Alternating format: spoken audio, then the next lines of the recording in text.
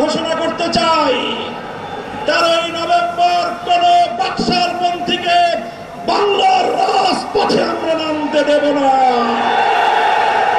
যদি কেউ নামবার অপচেষ্টা চালায়, আমরা তাদেরকে রাজপথে মোকাবেলা করব ইনশাআল্লাহ। সংগ্রামী সাথী ও বন্ধুগণ,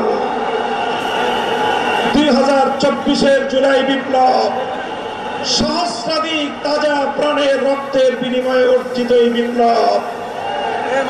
এই বিপ্লবের ভিত্তিতে আগামী বাংলাদেশ পরিচালিত হওয়ার জন্যই ঐক্যমতের ভিত্তিতে জুলাই সনদ প্রণীত হয়েছে।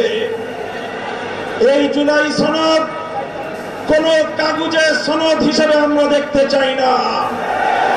জুলাই সনদকে আমরা আগামীর বাংলাদেশের রূপরেখা হিসেবে দেখতে চাই। এই জন্য আমরা দলের পক্ষ থেকে বলেছি, অনতিবিলম্বে জুলাই সনদকে সরকারি আদেশের মাধ্যমে এর প্রাথমিক আইনি ভিত্তি প্রদান করতে হবে। এরপরে আগামী ত্রয়োদশ জাতীয় সংসদ নির্বাচনের পূর্বেই গণভোটের মাধ্যমে জুলাই সনদকে চূড়ান্ত আইনি ভিত্তি প্রদান করতে হবে। এর ব্যত্যয় হলে জুলাই বিপ্লব পন্থীরা বরদাস্ত করবে না, সেটা মানবে না।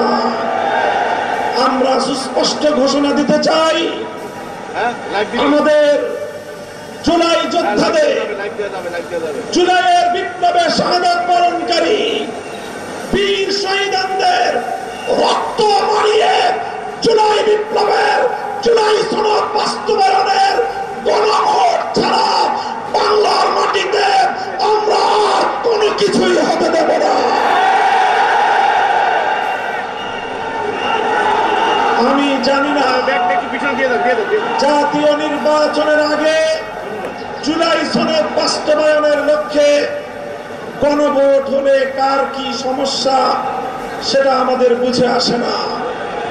আমাদের সমস্যা হলো জুলাই সনদের গণভোট ছাড়া যদি জাতীয় সংসদ নির্বাচন অনুষ্ঠিত হতে থাকে, জাতীয় সংসদ নির্বাচন যদি তফসিল ঘোষণা হয়ে বাস্তবায়িত হয়, অনুষ্ঠিত হয়, সেখানে অনেকগুলো বড় বড় জটিলতার সৃষ্টি হবে।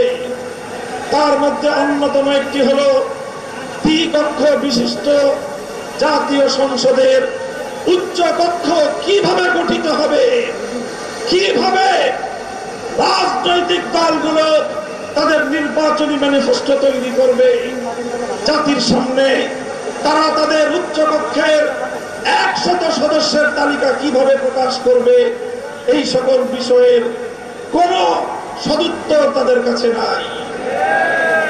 যারা জুলাই সনদের গণভোট জাতীয় সংসদ নির্বাচনের আগে অনুষ্ঠানের ক্ষেত্রে বিরোধিতা করছেন, আমরা তাদের সমস্যার কথা জানতে চাই।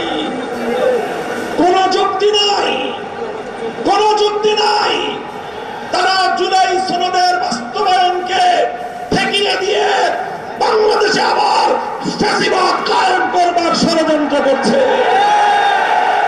পরিষ্কার ঘোষণা করি, রক্ত দিয়ে যেই ফ্যাসিবাদ বিদায় করেছি, প্রয়োজনে আবার রক্তের সাগর প্রবাহিত হবে বাংলার মাটিতে ফ্যাসিবাদ।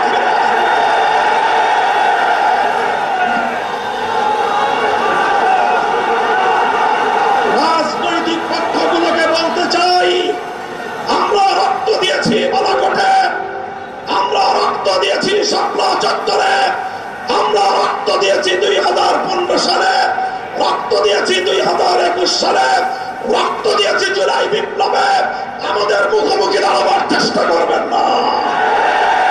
আমরা রক্ত দিয়ে অধিকার আদায় করি, রক্ত দিয়ে বাংলাদেশ কিনেছি, রক্ত দিয়ে এই বাংলাদেশের স্বাধীনতা রক্ষা করবে ইনশাআল্লাহ।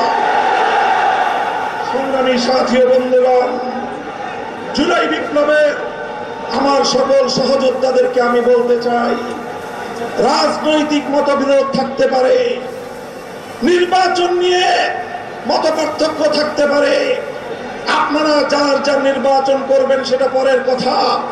আসুন যারা জুলাইয়ের বিপ্লবের রাজপথে ছিলেন, জুলাই বিপ্লবের সনদের আইনি ভিত্তি কার্যকর করার জন্য আমরা হাতে হাত রাখি।